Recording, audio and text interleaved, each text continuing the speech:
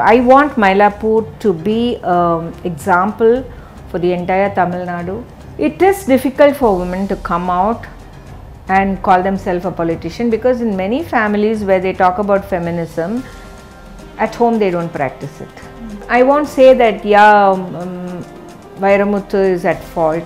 Maybe by probing, he can prove himself guiltless. Annadurai, from Kalaignar, from MGR, Jayalalitha, they were all not rocket scientists. They all came from the film industry. Hello and welcome to the News Minute. We are here with someone who will be making her electoral politics debut this assembly elections, an actor, a director, an artist and now a politician. Thank you so much for joining us today, ma'am. So tell us, from your nomination filing videos, we saw that you wanted to contest from Mylapore constituency because this is your home. And earlier there were speculations that Mr. Kamal Haasan might have chosen Mylapore. So if things had played out differently, what would have been your choice? Would you not have contested? That's a news to me actually. I would do what my leader wants me to do. Finally, if he says that I have to contest from somewhere else, yeah, maybe. But Mylapore is a place where I have a bonding with. It's my place where I was born, brought up, and I married a man from Mylapore and I live in Mylapore. And to an extent, I thought I know about Mylapore, but yesterday I had visited some places. I went walking and I was shocked. So for your answer, like if my leader had wanted me to contest somewhere, I would have tried to convince him, saying that why I wanted Mylapore. I would do more justice in Mylapore because it's my place and I know about that place. Of course, Tamil Nadu, the entire Tamil Nadu is my place. But I believe that if you are going to work somewhere for some people, you should know about them. And I did believe that I know the problems of Mylapore. So Mylapore seems to have been your take it or leave it kind of choice. So you must have plans for the constituency. So if elected to be the legislator from here, what kind of changes do you think you will bring about? See, generally in the entire Tamil Nadu, the main problem is water. Mylapore faces it, I think, even more. We have no water, no corporation water, no, and many places I still find there are electricity scarcity, and garbage is a major problem here, not being cleaned properly. And I want Mylapore to be an example for the entire Tamil Nadu. I would love Mylapore to become another Singapore kind of a place where it will be clean and people get what they need. Because here, you know, we have different communities here. It's kind of a mixed crowd. We have different religions, different standards of life, and so, you know, making it an example part of Chennai would be really great if we can do it. And I believe if we win, I will take up all that, and every rupee the government gives for the uplift of Mylapore, it will be used for them. Right. And we've seen over the last 3 assembly elections, AIADMK has been winning from this particular constituency and also sitting MLAs contesting. How do you plan on changing that? How do you plan on tipping the scales towards your favouring? I was telling you about the Satyanagar which I walked around yesterday. It's about 22 plus streets we walked, because one, I wanted to go in. I've just seen it from out. Oh yeah, it's not very developed, but when you walk and go inside every street, you'll have tears in your eyes. If you really can make that one place, change that one place, you will be changing Tamil Nadu. There was no light. Can you believe? We have got, you know, we are a democratic country. We talk about independence, we talk so much, and I don't know what they have done. If I would win, Satyanagar will be one of my main priorities. Because we've just started, and I thought, I really didn't believe that there's such a place in Chennai where a chief minister would live, and Mylapore has the MLA who's going to contest again, if they ask me what would you do different from him, first thing my question is, why didn't they see that place at all?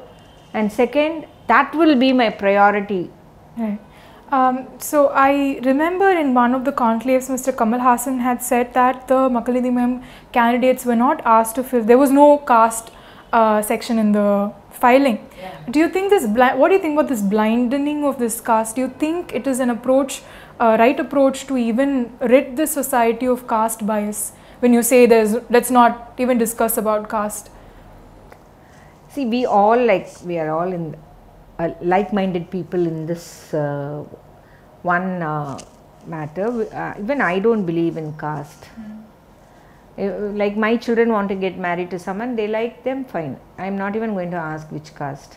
Like yesterday when I had gone to file my nomination, they asked, have you produced your caste certificate? I said no.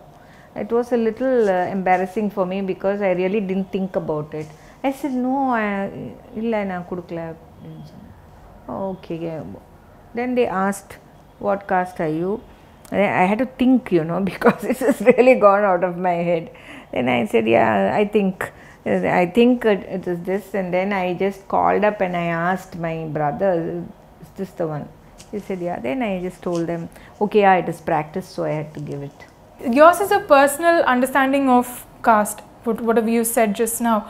But as a society, when we're discussing caste in society, by saying let's not discuss caste or let's not talk about caste, what kind of implications do you think that has? Do you think that's anyway going to help the kind of difficulties? Or no, we have categories like the higher class, and then these people are lower people. So I don't want to look at it like this. We are human beings, they are all the same.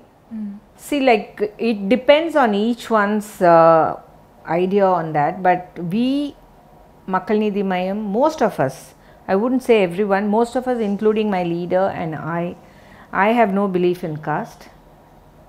I don't believe in discriminating, because you are in this class, you can't do this, that class, you are eligible to do that. And it solves no problem by knowing what caste I have come from. But if that is the rule and I have to follow the rules, yeah, then I have to say it. Otherwise, I have to be a fighter for it to say that, yeah, I don't want to say about it. But to make things easy, if I have to say it, I just go and say it. But to me, it means nothing. I don't believe in caste. Okay. I understand that when you're saying I don't believe in it, but it actually does not, erase what caste is, because it does exist. It does. So for an upper caste person, talking about it or not talking about it is not going to change any part of their lives. But for a person coming from an oppressed caste, it makes a world of a difference. When that's the case, and when MNM says let's not discuss about caste, let's not even acknowledge caste, how does it affect it? See, I come from the most backward community. That's what my school certificate says. Okay. So I don't belong to an upper class category or whatever. But to me, you might say it won't change anything, but then there should be a beginning for all this. If we can change it, please let us walk towards it. And as you said, the people who want that recognition, like it might help them to go to get a better seat in schools or colleges and things like that, then that's when you fill up all that. But I personally feel, even if you are from a so-called upper class and you have got good marks, that person should get what he or she should. Only because you are from the upper class, sometimes they are not given that eligibility to go into a better college or anything, and someone else is given the preference. So to me, if you have worked hard and you deserve it, from whichever class you are, you need to be given that importance. And you are from the film industry, and we know in Tamil Nadu, cinema and politics is tightly intertwined right from the 60s to 5 years ago when Jayalalitha passed away. We've had chief ministers who had thriving careers in cinema. Yet there are people who talk about, oh, it's a cinema person, what do they know? What do you think about this entire statement, or how they treat when there's a Kamal Haasan or a Shri Priya or Khushbu coming into politics? No, I've been answering this for many years. All these Dravidian parties who say, oh, why do cinema people come? They should understand their leaders, starting from Annadurai, from Kalaignar, from MGR, Jayalalitha. They were all not rocket scientists. They all came from the film industry, and they did good. And when they say that, I feel, they are trying to categorize cinema into a separate caste. Like, when you join school, there is a caste column where you have to fill whether you are Mudaliyar Pillai or Iyer or Iyengar or Muslim. Like that, I think they are going to add up even cinema as one of the castes. Don't do that, you are hurting people. Because I may be from cinema, but I will challenge that I am intelligent. And I believe that you are also intelligent, so that makes me a better person. Those people think only they are intelligent, so they refuse to believe that people from the industry are intelligent. So tell us, you're an aspiring woman politician, and we know Makkal Needhi Mayyam has fielded about 14 women candidates this assembly, but this isn't any better from the other parties as well. So when it comes to women in politics, why do you think equal representation is still continuing to be an elusive benchmark? No, it's not that the party doesn't want to give an opportunity to them. It is difficult for women to come out and call themselves a politician, because in many families where they talk about feminism, at home they don't practice it. Even, like for example, take you might be a very aspiring person but then still you have your limitations. You need permission of your parents or husband or whoever. Maybe your brother may not. So, we are still in that ring. We are not allowed to do it. And being a politician is again a full-time job. It's like being a doctor where you are called anytime. So here again, see now the elections are around the corner. I usually cook at home. I take care of my dogs. All that goes behind now, because I need to concentrate on this. Since I have a family who will do all that, I am saved. So if you have a family who is supporting you, there will be more women coming out. So, and in the agenda we saw M&M focuses on wages for homemakers. What was the idea behind that? Actually, one political member or leader, I don't know what I would call her, she had said, how dare Kamal Haasan says he gives salary for women. Are we slaves? She is a doctor. When she does a surgery, she takes her fees. Is she a slave for that? It's just to give confidence for women that yeah, I am working and I am being recognized for that. And it may not be very important for people who are financially well off, but it means a lot to people who really need that money. And also this other question I want to ask you is that Mr. Vairamuthu was accused of sexual harassment, but no probe was initiated after that. What is Makkal Needhi Mayyam's or your view on this? No, I won't say on Makkal Needhi Mayyam's view on this. My view on this is, if I am accused of something and by law if I need to be probed, it should have been done. I won't say that Vairamuthu is at fault. Maybe by probing he can prove himself guiltless. I always say, because we have rules favoring women, we should always remember that we have brothers, we have our own father or husband at home, and what if they have been unnecessarily blamed. So be blamed with responsibility. I am not talking about Chinmayi or anybody. Generally I am saying we have rules favoring us. The law favors women more, and let us be responsible, and if there is a probe, if you are faultless, you don't have to really fear. Maybe he could have proved that he is not at fault, or if he is at fault, he has to face it. Just to speak up about it, there's a lot of stigma attached to it, so do you think when a woman is, taking that risk of opening up about it, it might be a false allegation at all?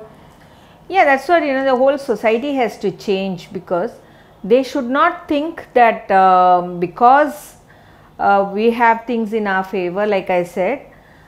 And people also blame for that. Oh, because you're just trying to gain sympathy because you're a woman, and you say this, and immediately that poor man will be blamed for it.